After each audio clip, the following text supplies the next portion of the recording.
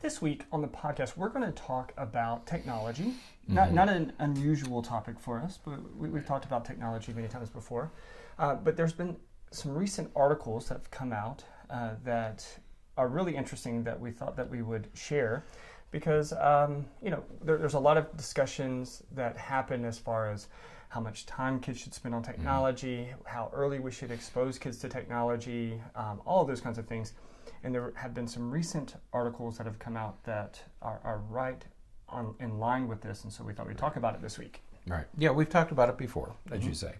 But what struck me with these articles is that many of them were about Silicon Valley CEOs and executives and engineers who are expressing their concerns about the very technologies that they're building, their children's use of the very technologies that they are developing. And I thought, well, this is certainly an insider's view.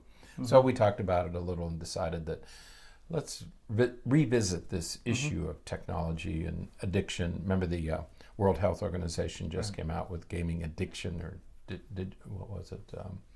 Some kind of addiction. This was a form of addiction. Yeah. So we wanted to take another look at it. Yeah. We know that parents continue to be concerned with those issues of how early, how much, what type, what should we avoid, what should we include. Right. So with that in mind, we decided to devote the week to this topic. Right. And we're going to start out with a podcast about an article that uses a word that I think is a relatively new word.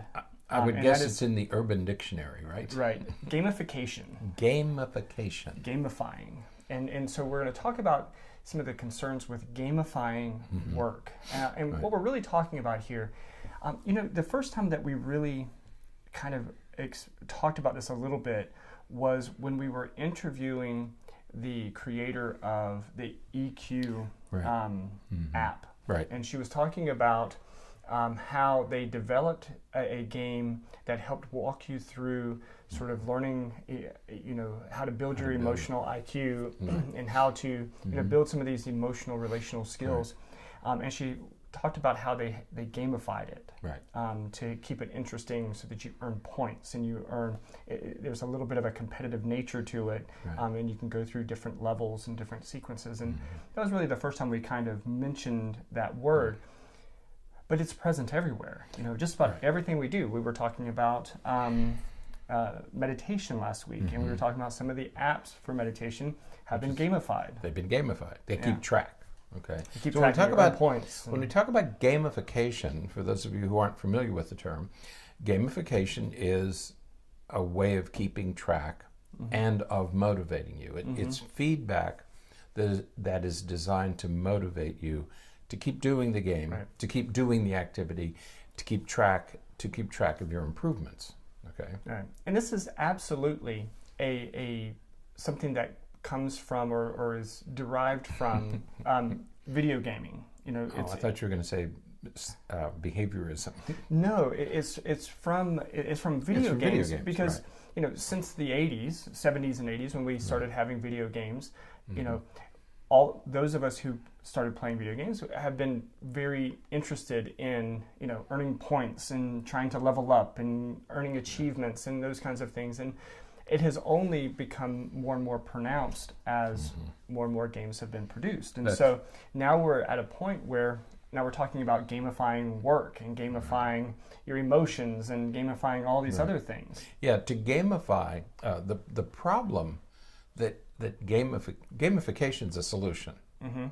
The problem that it solves is retention and engagement. The goal with these games or activities is to keep you using it and to keep you engaged. Right. And it was discovered back in 2000 and probably 6 or 7, certainly by 2008, that the way to keep people engaged is to make it competitive, or you track their progress, you track their points. This is why your youngsters get angry when you tell them to stop, because they're almost to that next level, which is very, very important to them. It's not important to us as parents. We could care less, okay? But we're not playing the game. Right. If we were playing the game, it'd be important to us.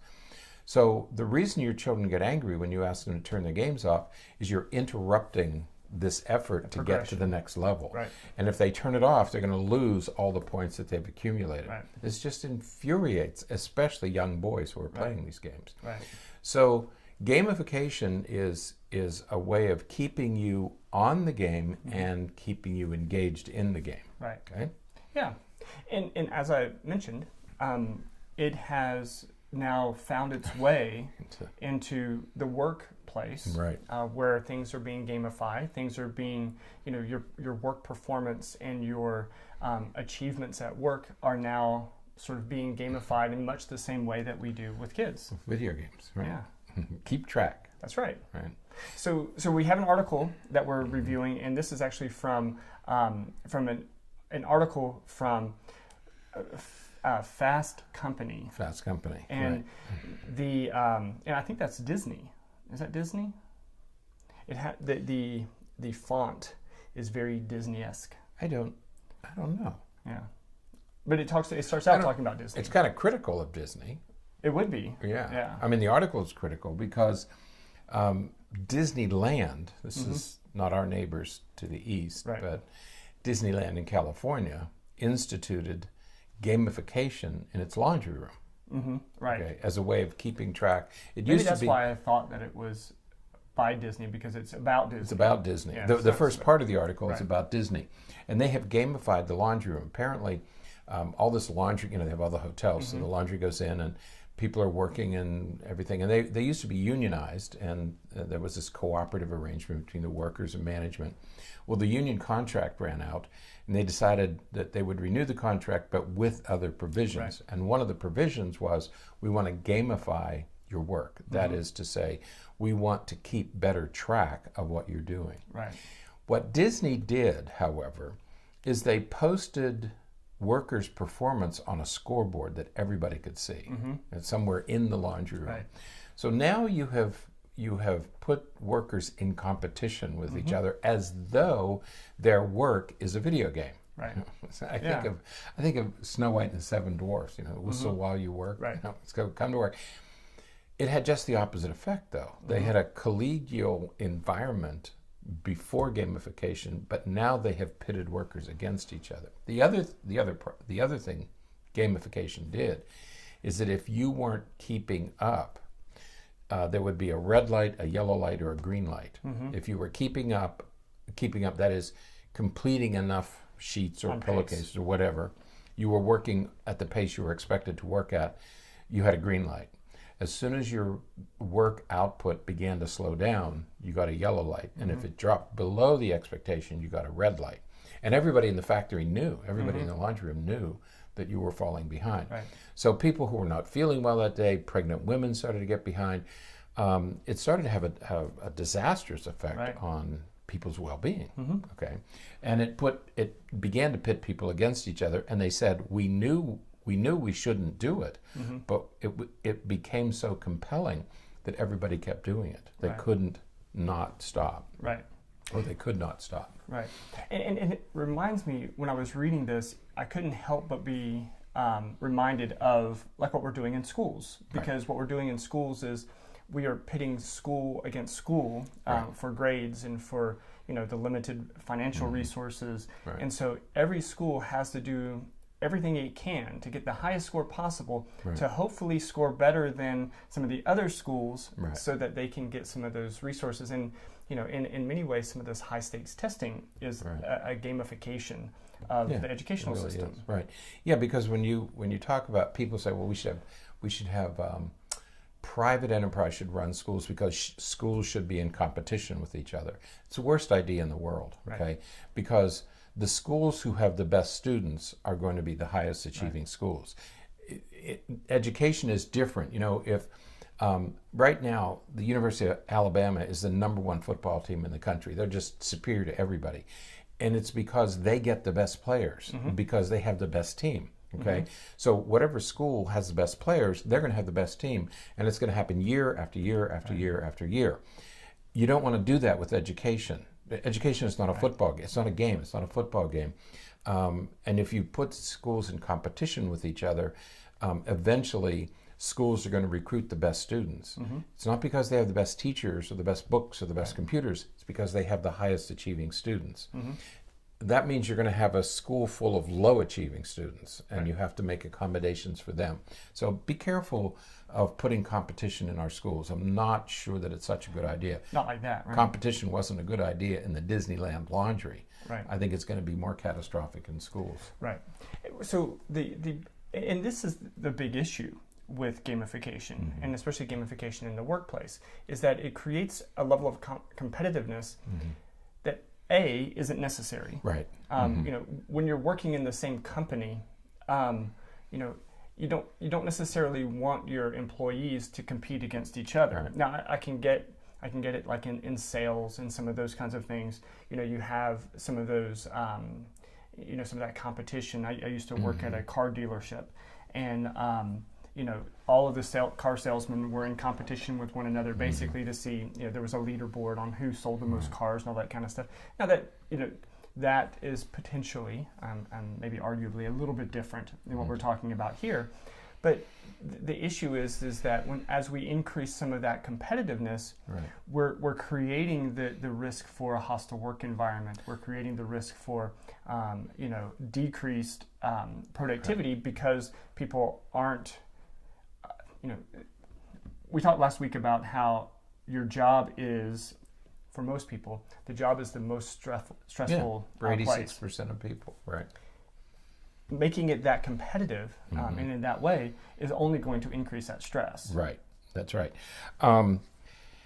And you talk about companies creating a culture of cooperation and collaboration, so we're all moving in the same direction, we're all here making, and then you put them in competition with each other. You know, how do you create camaraderie and competition at the same time? And it's not friendly competition. Let's say we're not talking about friendly competition. This becomes a nasty sport. When you're pitting people who should be working together toward a goal, when you're pitting them against each other, whether they're students or workers or athletes or whatever. You know, we do this with athletic competitions all the time. You know, where you're having people compete with each other. You know, you want to create a team, but the players have to compete for the positions. You know, so it's a delicate balance. Right, absolutely. And you know, we work hard to try to have a cohesive and cooperative work environment, and then when we start splintering things like this, it only leads to problems. And you know, if you're going to gamify, you know, gamify for the entire company. You know, so we're all working together. You know, this is how we're doing as a whole. And we're going to compete. You know, golf, right? Golf is a competitive sport, but the main person that you're competing against is yourself. You know, you're trying to get a better score than you did last time. You know, to gamify a workplace in that way. You know, hey, this is how we did last month. Let's see if we can beat those numbers this month. You know, that's a little bit different. But when we're pitting employee against employee, it's more problematic. And you know, there's an interesting little section of this article where they talk about games being compelling, and as proof of that, they've been around for a long time. The first game was found to be 6,000. It was 6,000 BCE. So 8,000 years ago.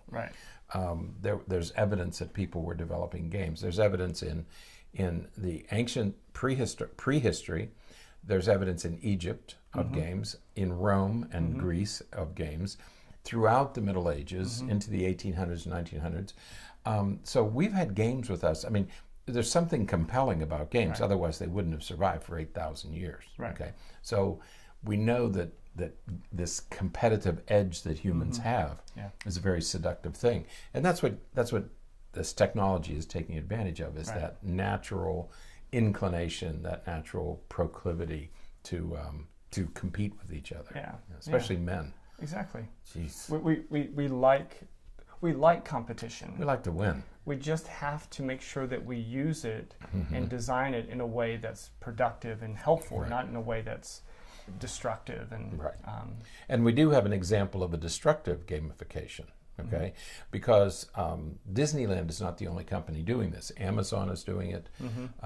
Target is doing it. Cold Stone even has a thing. The Cold Stone Creamery has a thing to increase worker productivity. But you can see the insidious nature of gamification in a program that was implemented in West Virginia a few years ago, 2 or 3 years ago, called Go 365. And it was a collaborative between the Department of Health or state employees, including teachers. So it was the state employees with Humana Health, I think it was Humana Health, and they developed this program called Go 365, which was designed to track people's physical activity, their location, and the number of steps they took. And so it was to encourage, it was like Fitbit, those little watches that people were wearing, that they would keep track of these things. And it was done at a state level, it was done to all state employees.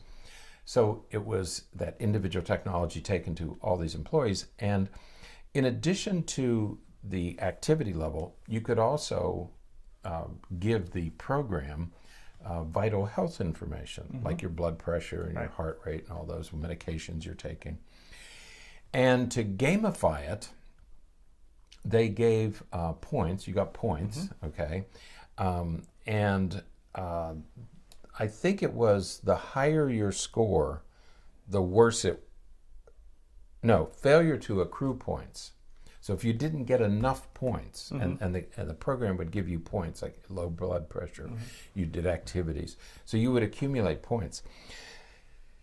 The problem is that the program was set up so that if you didn't accrue enough points, the insurance company could increase your premiums, which is...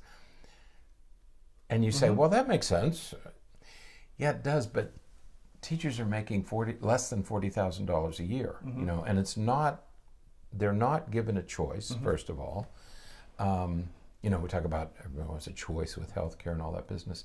They're not given a choice. It just automatically went up, or their deductible would skyrocket, if they didn't accrue enough points. This created such animosity among the teachers that they finally went out on strike. I remember that West Virginia teacher strike. It was one of the first ones.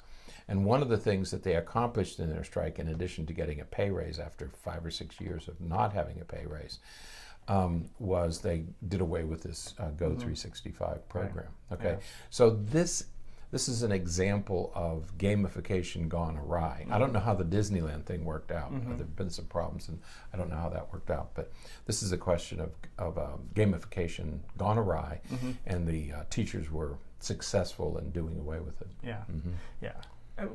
Because when you tie such critical decisions to the gamification, it's only going to lead to problems. I mean, there are a multitude of reasons why someone may not accrue points. I mean, you have these Fitbit watches, I guess, was what they used, in that technology. It encourages cheating too. It invites people to. And I'm sorry, it invites people to cheat. Let me give my watch to my teenage son who runs 12 miles a day. So it looks like I'm exercising when I'm not. Okay, or you lie about this, or you fudge this, or you shave that. It just invites, it also invites the worst. I mean, we know that people are competitive, but competition also invites some of our most insidious characteristics. Absolutely. Absolutely. So. And the other thing that people don't like about this is that it is really a top-down kind of, it's an insidious top-down management, because they control the information and they can affect your life in ways that perhaps they shouldn't be able to. So some problems in gamification. Absolutely. So, all right, we're going to talk about some different things as the week goes, all related to some technology and some concerns about the use of technology. So, all right. I can mention it another day. I was going to talk about pseudo fun. Okay. They mentioned pseudo fun in here. Yeah, but we can do that another time. Okay. All right. All right. Until next time, stay happy, stay healthy, and forget to be afraid.